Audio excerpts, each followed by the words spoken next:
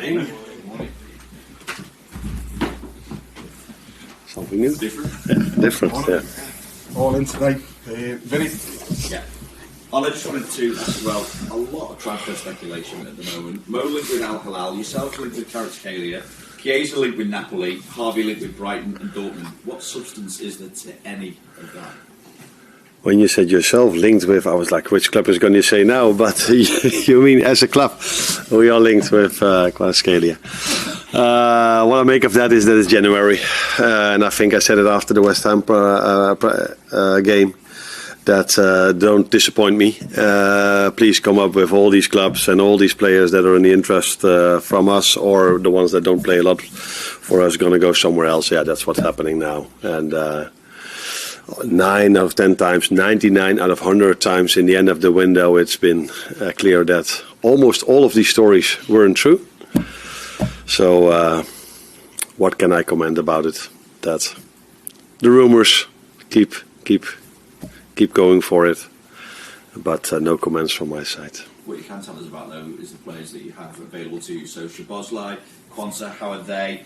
And what opportunity is it to give minutes to the likes of Harvey, Federico and Conor Bradley? Every game is an opportunity for them to have a chance to play. And this one as well. 21s yesterday. Jurel, like I said, he was a bit ill last week. I think there was, as a result of that, I had to take him off during the game, but I'm expecting him to be available for tomorrow. Yes, we know we can use these players in every single game and also in the one we have on Saturday. What do you know about the relationship between Liverpool and Accrington? Not that much, of course, because I'm only here for half a year. But I do know about the milk advert. Probably everybody knows this. Immediately after the game, there was a clip or a video about a player that was so happy that he was going to play at Anfield. So these kind of things I know. I know people from this area also play for that club. That's quite a lot, actually, that I already know. And, of course, I know a lot about the team, which today I'm going to even know more about because we're going to dive into it even more today. But, yeah, that's all I can say about it. Mike? Arne, the standards have been so high for Liverpool this season, incredibly high. So when they slip, even very, very slightly, it's kind of sort of very noticeable, and we know Manchester United played really well against you, and Tottenham too, but any reasons in-house for maybe the lack of rhythm and the passing hasn't been as crisp and sharp perhaps? I don't see that many differences compared to to many other games we've played. The only difference is that we've played these two games after winning 6-3 from Tottenham and winning 5-0 from West Ham. So after those two games, everybody said, we know they were good, but that they were that good, we probably didn't know even that yet. So if you compare it to those standards, I do agree that the games against United and against the last game against Tottenham were of lower standards compared to those two. If you look back at all the other games, so even Leicester City away, we were 2-1 up with 10 minutes to play. So we the whole season, I said this many times, we won a lot of games, and almost every game we won. Maybe the only exception could be Chelsea, but all the other ones we've deserved to win, but never by a big margin. It was always very tight. And if people ask me what can we improve, that is increasing that margin, because otherwise you always depend on a bit of luck or a bit of being unlucky as well, or a certain decision that can be made, the referee decision, of course. And we must make sure that we don't depend on those moments anymore. And that's the next step we have to make if we don't want to depend on luck or bad luck, because Crystal Palace away, they got a big chance 10 minutes before the end, didn't score, we beat them with 1-0. And I know in football it's everywhere the same around the world. You're only judged by the results, and because of the results, people judge you on the performance. And it's not many times that if a team has a draw or a loss that people say they played really, really, really well. The Tottenham, it's a long answer this. The Tottenham game, if the referee would have given the red card, we would have kept a clean sheet over there. Maybe be able to score against 10 men. Everybody would have said, again, a difficult away game with a clean sheet. They totally controlled and dominated the game. Again, a good performance of Liverpool.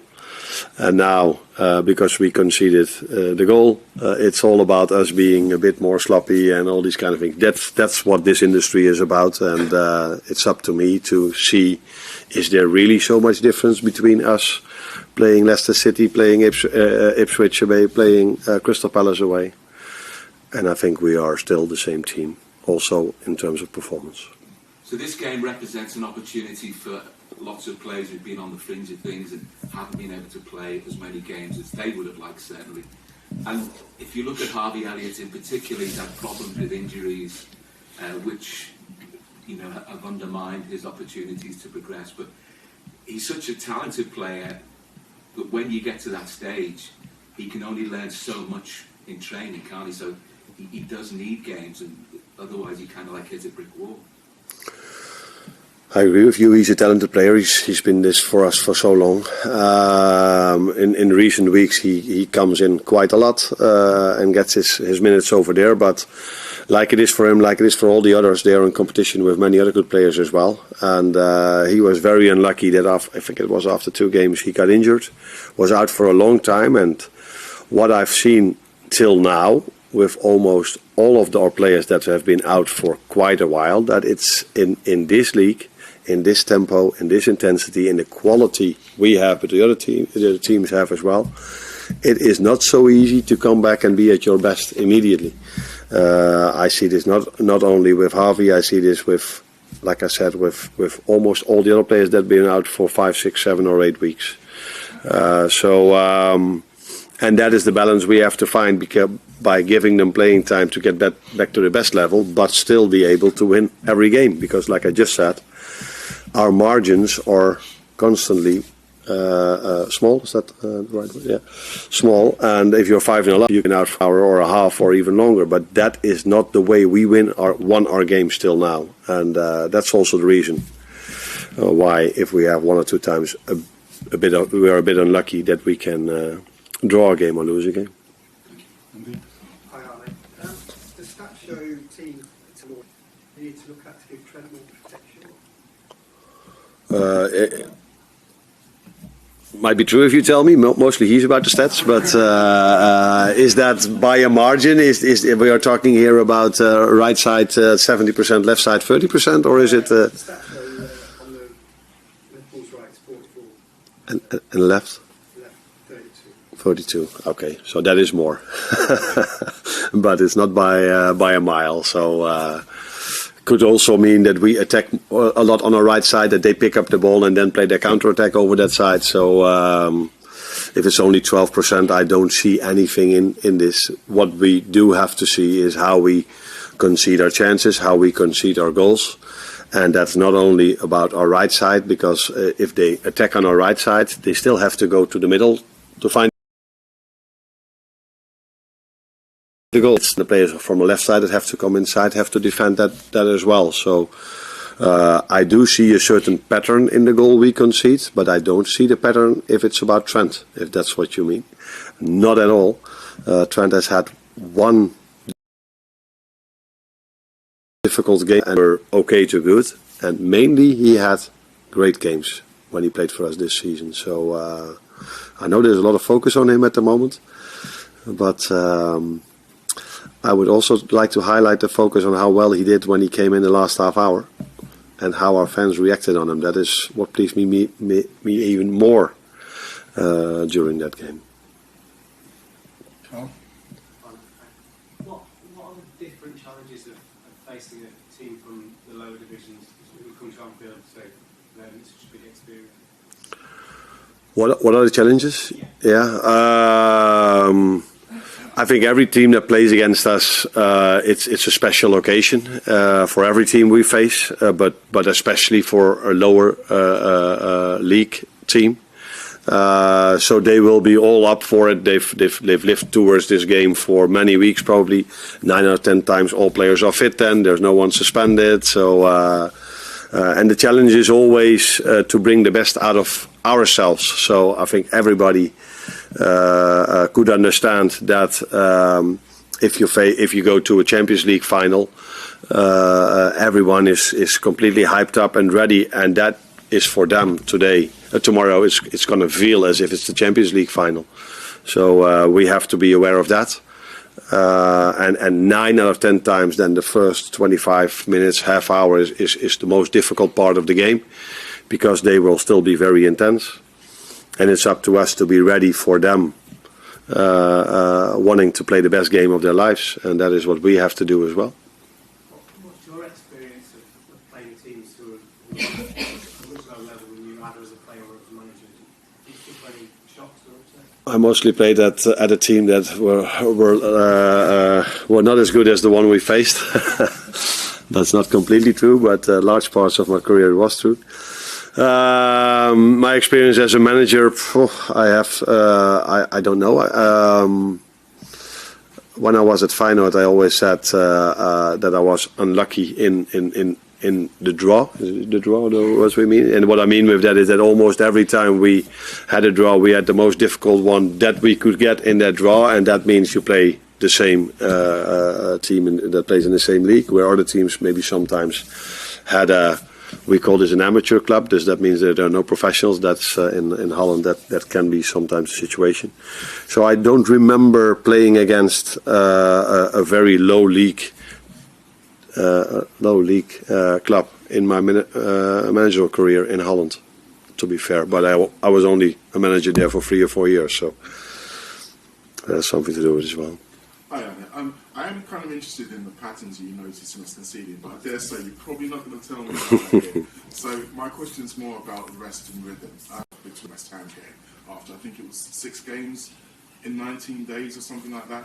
Now, I've heard you talk before about how used to playing every 3 days this team are, and maybe that suits them a little better. So I wondered, how complicated have you found it getting that balance with them season here in England with the extended Champions League and the 2 domestic cup competitions?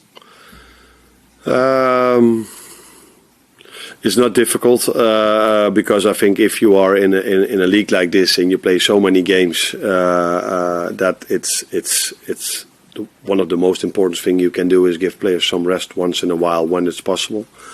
Then you always wonder for yourself if they've been indeed a few days off, which has happened many more times this season, where afterwards we did have the result. You always wonder, you always try to look back and reflect on, okay, what have we done? Could we have done better? But in both games we had a lot of intensity. It was necessary because both games was intense, especially against Tottenham. If you look at the output, physical output, it was one of our best games this season. That's not to say if we played the best with the ball, but physical output. So that tells you then maybe that for them being rested, that at least they are completely ready to compete. So you cannot see what some people try to say now, that we might be tired or those kind of things. No, not at all. We are even having a step up. But what probably was not seen a lot is that compared to the game 2 weeks ago, we've changed 5 positions, and a few of them didn't have a lot of playing time in the last 6 or 7 weeks, and that's what I just also said. If a player is out for 6 or 7 weeks in this league and has to train for himself and then comes back in this intensity, it's sometimes you have to find your rhythm in the first 10, 15 or 20 minutes. And I think that's exactly what you saw against Tottenham. That's why that's probably stayed in the head for many people a long time. But if I look the game back and I look at the last 70 minutes, I see that we were able, just as many times as 2 weeks ago, arriving in and around the final third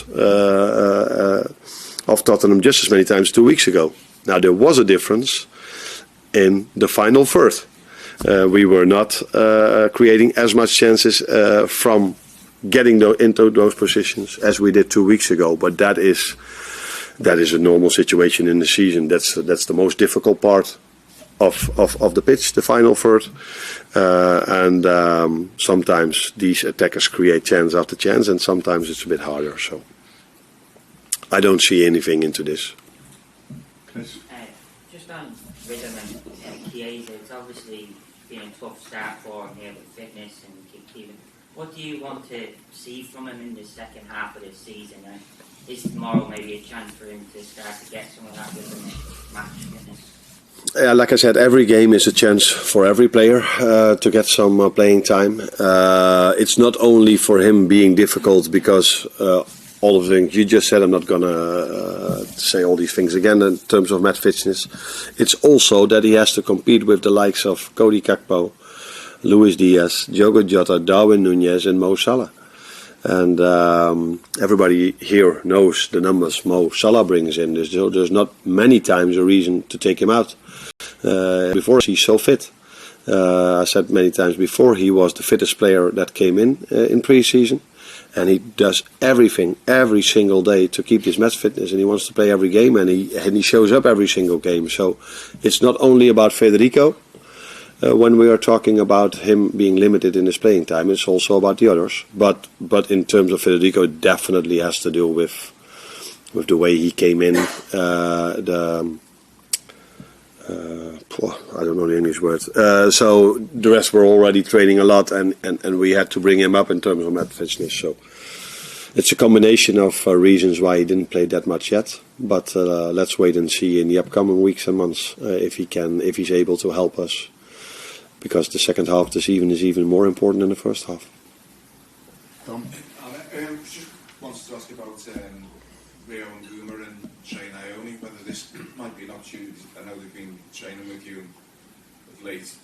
Is there going to be a chance for them to get some minutes, or will they be around the squad tomorrow?